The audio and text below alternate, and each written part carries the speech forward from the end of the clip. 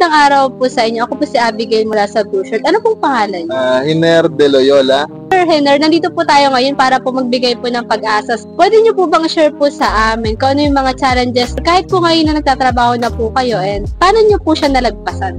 First, yung sa paghahanap is mahirap pag wala kang kilala sa isang company. Pag may work ka naman, isa ring hirap sa amin yung pabago-bago ng schedule. Marami yung i-deliver mo kasi minsan aabutin ka ng madaling araw sa kalsada. Paano niyo po siya nalagpasan or ano po yung ginawa niyo?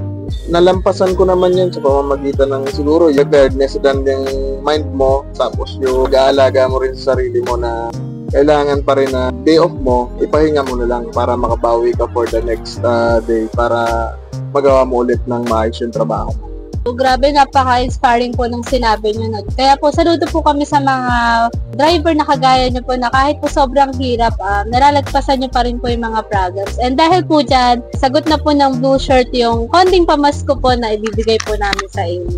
Pamasko po namin sa inyo. Okay. Pag may kakilala po kayo na naghahanap ng trabaho or pwede po kayong mag-download po ng Blue Shirt mobile app po sa Google Play Store. And maraming salamat po, sir. Thank you po. Thank you po. May IT ba rito? Meron. Opo. Sige. Marami po. Sige, Sige po, salamat. bye-bye. Okay, Thank you po.